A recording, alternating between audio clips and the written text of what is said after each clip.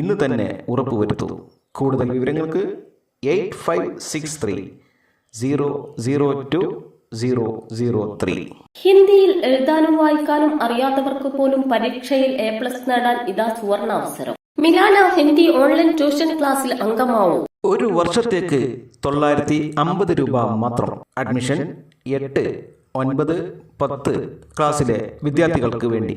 വിദ്യാർത്ഥികൾക്ക് 200 രൂപ വില വരുന്ന സ്റ്റഡി മെറ്റീരിയൽ തീർത്തും സൗജന്യമായി ലഭിക്കും. ക്ലാസുകൾ ശനി ഞായർ ദിവസങ്ങളിൽ. മികച്ച അധ്യാപകരും മികവുറ്റ ക്ലാസുകളും. നിങ്ങളുടെ സീറ്റ് ഇന്ന് തന്നെ ഉറപ്പുവരുത്തൂ. കൂടുതൽ വിവരങ്ങൾക്ക് 8563-002-003. ഹിന്ദിയിൽ എഴുതാനും വായിക്കാനും അറിയാത്തവർക്ക് പോലും പരീക്ഷയിൽ A+ നേടാൻ ഇതാ സുവർണാവസരം. മിലാന ഹിന്ദി ഓൺലൈൻ ട്യൂഷൻ ക്ലാസ്സിൽ അംഗമാവൂ. ഒരു വർഷത്തേക്ക് 950 രൂപ മാത്രം. അഡ്മിഷൻ 8, 9, 10 ക്ലാസ്സിലെ വിദ്യാർത്ഥികൾക്ക് വേണ്ടി. വിദ്യാർത്ഥികൾക്ക് 200 രൂപ വില വരുന്ന സ്റ്റഡി മെറ്റീരിയൽ തീർത്തും സൗജന്യമായി ലഭിക്കും. ക്ലാസുകൾ ശനി ഞായർ ദിവസങ്ങളിൽ. മികച്ച അധ്യാപകരും മികവുറ്റ ക്ലാസുകളും. നിങ്ങളുടെ സീറ്റ് ഇന്ന് തന്നെ ഉറപ്പുവരുത്തൂ. കൂടുതൽ വിവരങ്ങൾക്ക് 8563-002-003. ഹിന്ദിയിൽ എഴുതാനും വായിക്കാനും അറിയാത്തവർക്ക് പോലും പരീക്ഷയിൽ A+ നേടാൻ ഇതാ സുവർണാവസരം. മിലാന ഹിന്ദി ഓൺലൈൻ ട്യൂഷൻ ക്ലാസ്സിൽ അംഗമാവൂ. ഒരു വർഷത്തേക്ക് 950 രൂപ മാത്രം. അഡ്മിഷൻ 8, 9, 10 ക്ലാസ്സിലെ വിദ്യാർത്ഥികൾക്ക് വേണ്ടി. വിദ്യാർത്ഥികൾക്ക് 200 രൂപ വില വരുന്ന സ്റ്റഡി മെറ്റീരിയൽ തീർത്തും സൗജന്യമായി ലഭിക്കും. ക്ലാസുകൾ ശനി ഞായർ ദിവസങ്ങളിൽ. മികച്ച അധ്യാപകരും മികവുറ്റ ക്ലാസുകളും. നിങ്ങളുടെ സീറ്റ് ഇന്ന് തന്നെ ഉറപ്പുവരുത്തൂ. കൂടുതൽ വിവരങ്ങൾക്ക് 8563-002-003. ഹിന്ദിയിൽ എഴുതാനും വായിക്കാനും അറിയാത്തവർക്ക് പോലും പരീക്ഷയിൽ A+ നേടാൻ ഇതാ സുവർണാവസരം. മിലാന ഹിന്ദി ഓൺലൈൻ ട്യൂഷൻ ക്ലാസ്സിൽ അംഗമാവൂ. ഒരു വർഷത്തേക്ക് 950 രൂപ മാത്രം. അഡ്മിഷൻ 8, 9, 10 ക്ലാസ്സിലെ വിദ്യാർത്ഥികൾക്ക് വേണ്ടി. വിദ്യാർത്ഥികൾക്ക് 200 രൂപ വില വരുന്ന സ്റ്റഡി മെറ്റീരിയൽ തീർത്തും സൗജന്യമായി ലഭിക്കും. ക്ലാസുകൾ ശനി ഞായർ ദിവസങ്ങളിൽ. മികച്ച അധ്യാപകരും മികവുറ്റ ക്ലാസുകളും. നിങ്ങളുടെ സീറ്റ് ഇന്ന് തന്നെ ഉറപ്പുവരുത്തൂ. കൂടുതൽ വിവരങ്ങൾക്ക് 8563-002-003. ഹിന്ദിയിൽ എഴുതാനും വായിക്കാനും അറിയാത്തവർക്ക് പോലും പരീക്ഷ. To felicitate the chief guest of the occasion with a memento of Konark Chakra on behalf of his deemed to be university.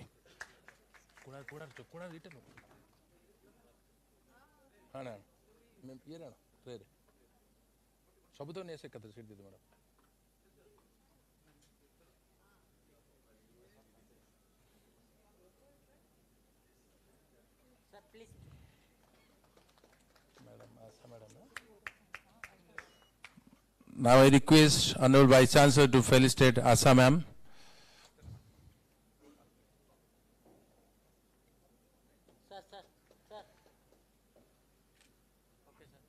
Now it is the time for felicitating to Devendra Pai.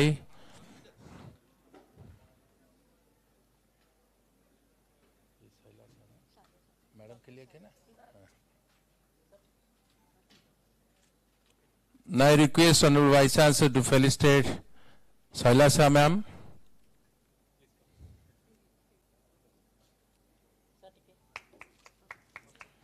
Now at last the anchor Alisa ma'am to receive the felicitation from Honorable Vice Chancellor. All of you have a big round of applause for this.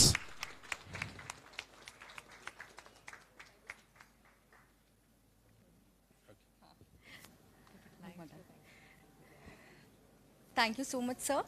And we would like to extend our gratitude to Pattanayak ji, the Associate Dean of Shiksha Anusandhan University, for all the support in organizing this program. So this is the inaugural session we have just convened. Now we will move to the country-wise discussions for the day. So with this note, we have a small presentation which will be made by Arshna ma'am and Shalya Shah ma'am for regarding the mock G20 and the processes of G20 structures and the various work streams and the event format. So I would request the team to please start the presentation and so that we can start the overall now.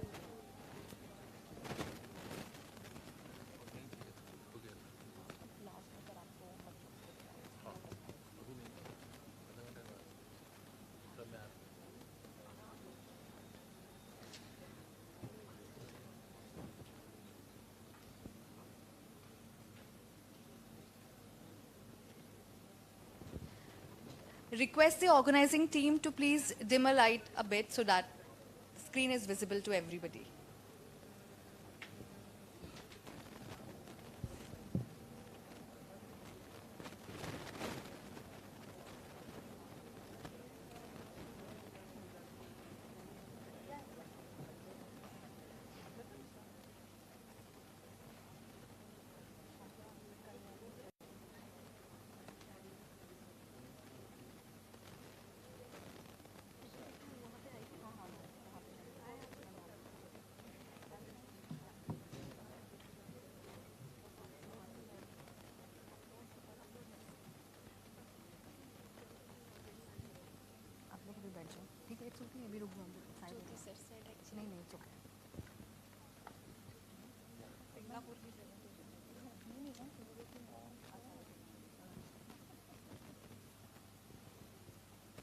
ഹിന്ദിയിൽ എഴുതാനും വായിക്കാനും അറിയാത്തവർക്ക് പോലും പരീക്ഷയിൽ A+ നേടാൻ ഇതാ സുവർണാവസരം. Milana Hindi online tuition ക്ലാസ്സിൽ അംഗമാവൂ. ഒരു വർഷത്തേക്ക് 950 രൂപ മാത്രം. അഡ്മിഷൻ 8, 9, 10 ക്ലാസ്സിലെ വിദ്യാർത്ഥികൾക്ക് വേണ്ടി. വിദ്യാർത്ഥികൾക്ക് 200 രൂപ വില വരുന്ന സ്റ്റഡി മെറ്റീരിയൽ തീർത്തും സൗജന്യമായി ലഭിക്കും. ക്ലാസുകൾ ശനി ഞായർ ദിവസങ്ങളിൽ. മികച്ച അധ്യാപകരും മികവുറ്റ ക്ലാസുകളും. നിങ്ങളുടെ സീറ്റ് ഇന്ന് തന്നെ ഉറപ്പുവരുത്തൂ. കൂടുതൽ വിവരങ്ങൾക്ക് 8563 002 003. ഹിന്ദിയിൽ എഴുതാനും വായിക്കാനും അറിയാത്തവർക്ക് പോലും പരീക്ഷയിൽ A+ നേടാൻ ഇതാ സുവർണാവസരം. മിലാന ഹിന്ദി ഓൺലൈൻ ട്യൂഷൻ ക്ലാസ്സിൽ അംഗമാവൂ. ഒരു വർഷത്തേക്ക് 950 രൂപ മാത്രം. അഡ്മിഷൻ 8, 9, 10 ക്ലാസ്സിലെ വിദ്യാർത്ഥികൾക്ക് വേണ്ടി. വിദ്യാർത്ഥികൾക്ക് 200 രൂപ വില വരുന്ന സ്റ്റഡി മെറ്റീരിയൽ തീർത്തും സൗജന്യമായി ലഭിക്കും. ക്ലാസുകൾ ശനി ഞായർ ദിവസങ്ങളിൽ. മികച്ച അധ്യാപകരും മികവുറ്റ ക്ലാസുകളും. നിങ്ങളുടെ സീറ്റ് ഇന്ന് തന്നെ ഉറപ്പുവരുത്തൂ. കൂടുതൽ വിവരങ്ങൾക്ക് 8563 002 003. ഹിന്ദിയിൽ എഴുതാനും വായിക്കാനും അറിയാത്തവർക്ക് പോലും പരീക്ഷയിൽ A+ നേടാൻ ഇതാ സുവർണാവസരം. മിലാന ഹിന്ദി ഓൺലൈൻ ട്യൂഷൻ ക്ലാസ്സിൽ അംഗമാവൂ. ഒരു വർഷത്തേക്ക് 950 രൂപ മാത്രം. അഡ്മിഷൻ 8, 9, 10 ക്ലാസ്സിലെ വിദ്യാർത്ഥികൾക്ക് വേണ്ടി. വിദ്യാർത്ഥികൾക്ക് 200 രൂപ വില വരുന്ന സ്റ്റഡി മെറ്റീരിയൽ തീർത്തും സൗജന്യമായി ലഭിക്കും. ക്ലാസുകൾ ശനി ഞായർ ദിവസങ്ങളിൽ. മികച്ച അധ്യാപകരും മികവുറ്റ ക്ലാസുകളും. നിങ്ങളുടെ സീറ്റ് ഇന്ന് തന്നെ ഉറപ്പുവരുത്തൂ. കൂടുതൽ വിവരങ്ങൾക്ക് 8563 002 003. ഹിന്ദിയിൽ എഴുതാനും വായിക്കാനും അറിയാത്തവർക്ക് പോലും പരീക്ഷയിൽ A+ നേടാൻ ഇതാ സുവർണാവസരം. മിലാന ഹിന്ദി ഓൺലൈൻ ട്യൂഷൻ ക്ലാസ്സിൽ അംഗമാവൂ. ഒരു വർഷത്തേക്ക് 950 രൂപ മാത്രം. Admission of 2008 and the first Leaders Summit was held on 14-15 November in 2008 at Washington, D.C. G20 plays an important role in shaping and strengthening the global architecture and governance on all major international economic issues, and the G20 summit is held annually under the leadership of a rotating presidency. Like we said, that the group of G20 does not have a permanent secretariat, and it is basically supported by a troika. Troika is the term which is coined for 3 countries, which are basically the previous, that is the outgoing presidency, which in this case is Indonesia, current presidency, which is India, and the incoming presidency, which will be Brazil. Agenda under the G20, like even the chief guest of the day had said, has expanded over the years, where development came onto the table in 2010, and now G20 deliberates various topics such as trade, climate change, sustainable development, health, agriculture, energy, environment, and education, anti-corruption, etc. Can we go to the next slide? This is just to show you the G20 member countries, the guest countries, and the international organizations. We had told you yesterday also that there are 9 invitee countries that India has, and there are IOs that are international organizations. So the international organizations are the World Bank, Asian Development Bank, ILO, that is the International Labour Organization. There is UNESCO, I'm told UNICEF in the education working group meetings. So there are several OECD. OECD has actually become a very important international organization in spearheading the deliberations at the G20, and G20 members, represent around 85% of the global GDP. So it's a very, very important forum, and which has actually a lot of role now in shaping the global economic policy, which then feeds into the domestic economic policies also. So next slide, please. Structure is broadly like this. There are two tracks. One is called the finance track, other is called the Sherpa track. Finance track covers issues which are technical in nature, such as the financial architecture, framework working group, sustainable financing, and is headed by the finance ministers and the central bank governors. India's deputy is the Secretary of Department of Economic Affairs. Whereas Sherpa track covers the issues of the development working track, and it covers issues like climate change, education, green energy. So all these are issues which are covered under the Sherpa track, and our Sherpa under the India's G20 is Mr. Amitabh Kant. He is a former IAS officer again of the Kerala cadre. In each thematically oriented working group, representatives from relevant ministries of the members as well as from the international organizations and invited guest countries, they participate, they deliberate. We have also taught you yesterday how the negotiations take place, and today you will be replicating how the education working group meetings actually take place. We have few glimpses of G20 in the next slide to take you through, to give you a flavor of, how different meetings have actually evolved. So if we could go to the next slide, please.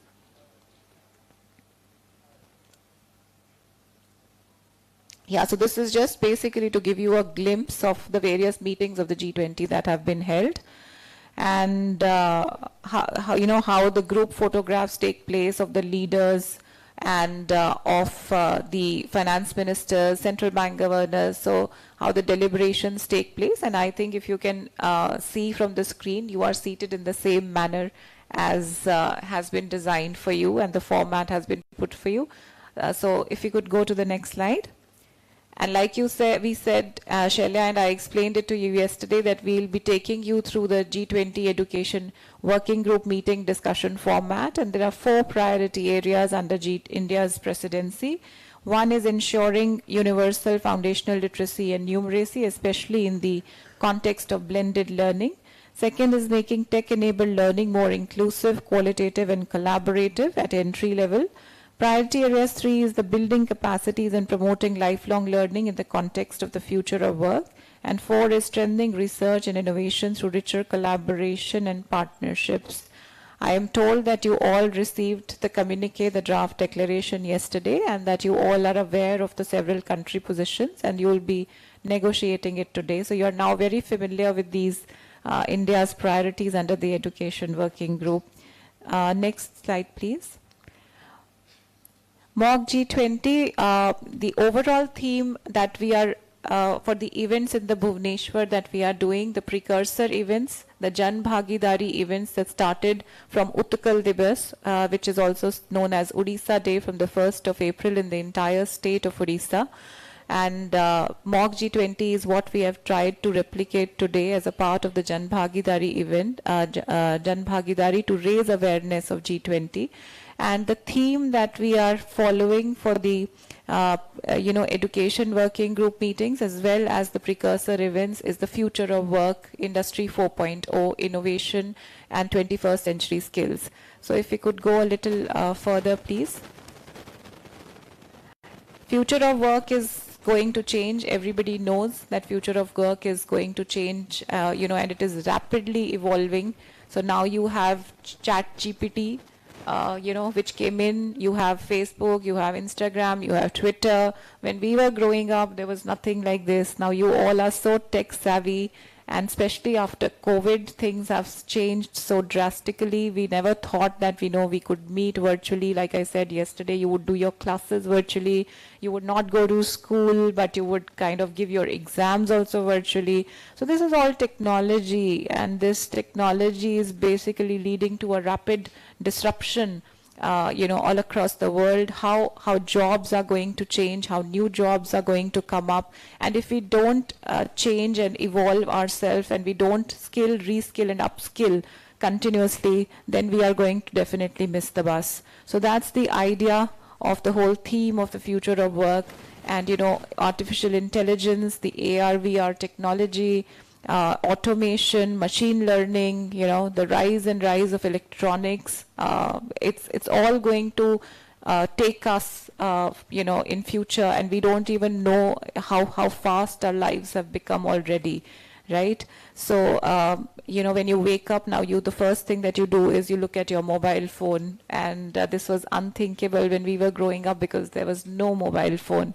But if you don't change with time, then of course, there is a gap that comes up. If you could go to the next slide. Devansh, would you also like to talk, because it is your area of discussion under the Youth 20. So you're all familiar with Devansh, and I would also like him to add on to the this area, because I think he's leading it from the chair of the Youth 20.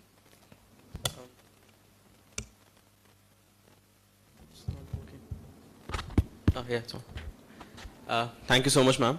So when we talk about the future of work, there are 5 priority areas sort of that have been shortlisted for you. The first one talks about unlearn, relearn and reskill.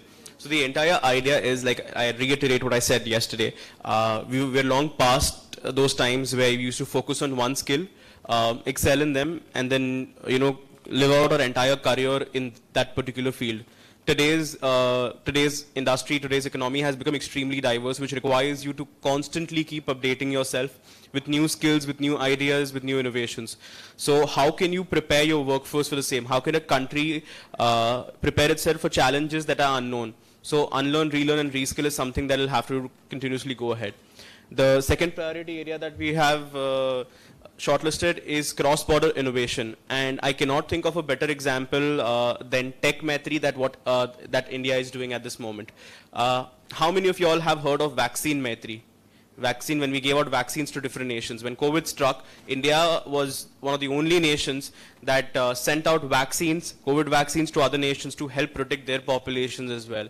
Following up on those lines, India is doing Tech Maitri, where the digital payment system that we all use, the UPI system, has, there's a stack that is used to create it, the India stack, that has been shared with all other nations. Among G20, Singapore is one of the G20 partner nations that is using it to develop its own digital finance system.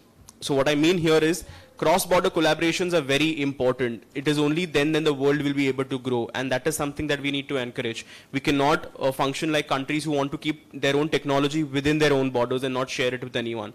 So that is something that we want to encourage. The third theme that we have shortlisted is gig economy. Again, during the pandemic, gig economy boomed. Earlier, gigs were something that were limited to the transport industry. Now, you find them in a variety of fields, from finance to graphic designing, to any single thing that you take. People are taking on freelance work more than ever, and it has resulted into an economy that accumulates to billions of dollars. So how do we bring it into the mainstream and ensure that our gig workers are protected? After that, we have startup ecosystem. India today has become synonymous with the word startup. Every single Indian, the entire idea that Indians are job creators and not job seekers. Today, any global company, any multinational company which functions beyond borders and earns revenue into billions of dollars has an Indian head or an Indian origin head. And that is because that Indians today are the most adaptable population in the world. Today we have the most varied skill set, and we're able to adapt ourselves very quickly. So that is something that a priority area has been set up. And the final point that we have taken up is how can we integrate our existing industries that don't function on IoT, that don't function on Industry 4.0, and how can we take them towards there? Because a lot of our revenue still comes from those industries. So how can we ensure that they're moving ahead with times as well? So these are some of the 5 sub-themes that we have outlined for future of work. should be good, ma'am. Thank you. And now I would request Dr. Shailya Shah, Deputy Secretary in the Ministry of Education, to also tell you about the education working group meetings, and then we begin with our mock G20 deliberations. Over to you, Shailya. Hello, good morning, everyone. I'm Dr. Shailya Shah. I'm Deputy Secretary in Ministry of Education, and I'm in the International Cooperation Division. I'm from the Indian Foreign Service, and as a diplomat, I've got the opportunity to witness some of the negotiations which we do in UN, in G20, in BIMSTEC, and certain other multilateral groupings. And from my experience, I just wanted to share that G20 is a very unique grouping of multilateral nations where it brings together both developing nations and the developed countries. We don't have any other such multilateral grouping which provides this kind of a bandwidth. G20 countries as a whole contribute 80% to the world GDP. So these are some of the key important countries which are brought together through the platform of G20. And considering the fact that there is so much weightage which this entire grouping brings, it is important that the scope of G20 is expanded to discuss every contemporary challenges and every contemporary topics which we have, which was the reason why in 2018, during the Argentinian presidency, it was felt that education as a social sector should find its place in the G20, and the G20 Education Working Group was born. We have had a series of meetings of the Education Working Group in the past as well. The first one was during the Argentinian presidency in 2018. The next one was during the Saudi Arabian presidency, then the Italian, and the previous year we had the Indonesian presidency, where again we had the Education Working Group meetings which culminated into a education ministers meeting. Similarly, as India has taken over the presidency on 1st of December last year, we have been having the Education Working Group meetings. Our first Education Working Group meeting was held on the 31st of Jan in Chennai. And during that meeting, we deliberated very intensively on making tech-enabled learning more inclusive. All the G20 delegates from the ministries of education of G20 countries participated in that.